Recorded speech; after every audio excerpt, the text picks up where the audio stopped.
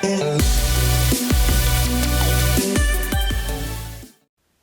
guys, it's Drac, and we're making this video on the vlog channel to talk about whether or not this is worth 300 United States dollars. Now realistically, I know that there have been incentive purchases where at Toys R Us you can get it for as low as $225, and other places you can get it for about $250, but the MSRP on this is 300 United States dollars, and that's what you should expect to pay, especially when you factor in things like taxes and batteries for the remote control and whatnot. But it is a light-up Millennium Falcon that is RC and capable of flying and hovering. It's a quadcopter. It's made entirely of foam. This whole body is foam. There are two LEDs up here, one in the cockpit, and then a few to make this super cool hyperdrive. It's got lights and sounds that all come from this, the control unit. Now, to adequately describe why I think this is not, and that's my opinion, not worth 300 United States dollars, I want to talk to you about other quadcopters, and this is just where I keep quadcopters that other companies have sent me to play with. So this is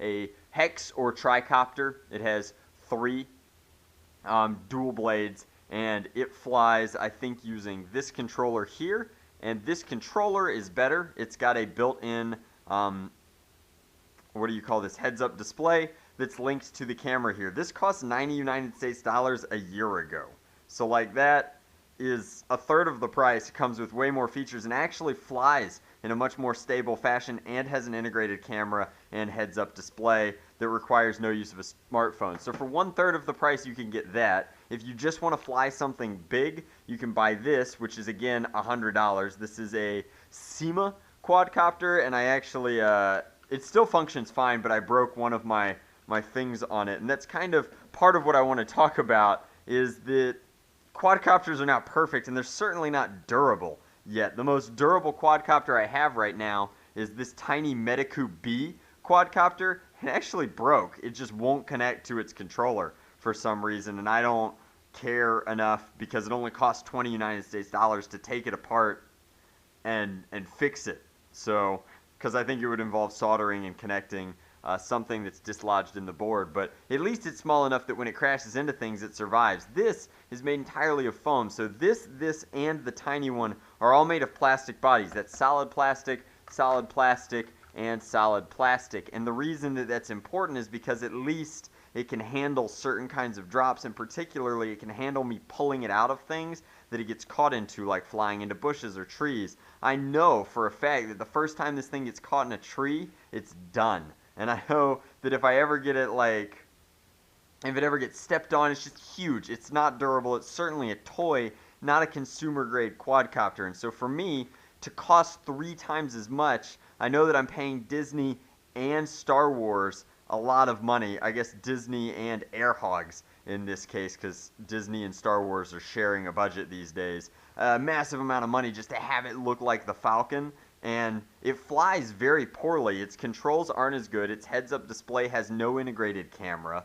It honestly refuses to trim, and so we're paying for things like droid noises, and I just don't think that that's worth it. Like, if I want a really cool Millennium Falcon, I think you're gonna have way more fun building one, like with the Lego set, which costs, I'm pretty sure, less money than this one does, as opposed to like just buying something that you want to fly. It would almost make more economic sense to build a shell out of some sort of lightweight resin, like to slush cast a shell of a Falcon and strap it onto a real drone, because then at least it would fly well and have a controller that works reasonably well. But I don't know. For me at least, I'm just making this video to say that I think there are much cheaper options that accomplish that fun quadcopter hobby than the Millennium Falcon. And if you need a flying Millennium Falcon, I think that there are better ways to do it than this. Maybe not easier ways to do it than this. This is probably the easiest way to get a flying Millennium Falcon, but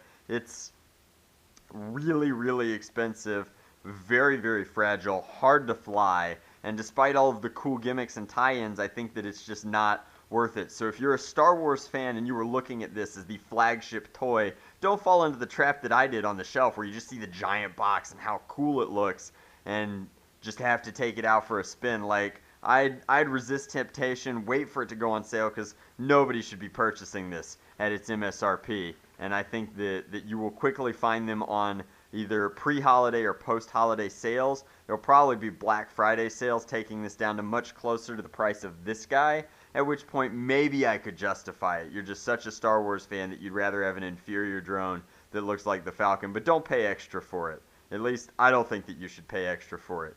So you are welcome to agree with me or disagree with me in the comment section below. But as always, guys, thanks for watching. Hopefully you like these kind of financial evaluations of very expensive toys, because I don't think that they necessarily have a place on the main channel all the time, but they certainly need to be said or shared somewhere, and this is just a really good audience to share it with. I appreciate all your support. Much love. Nerf on. Drac out.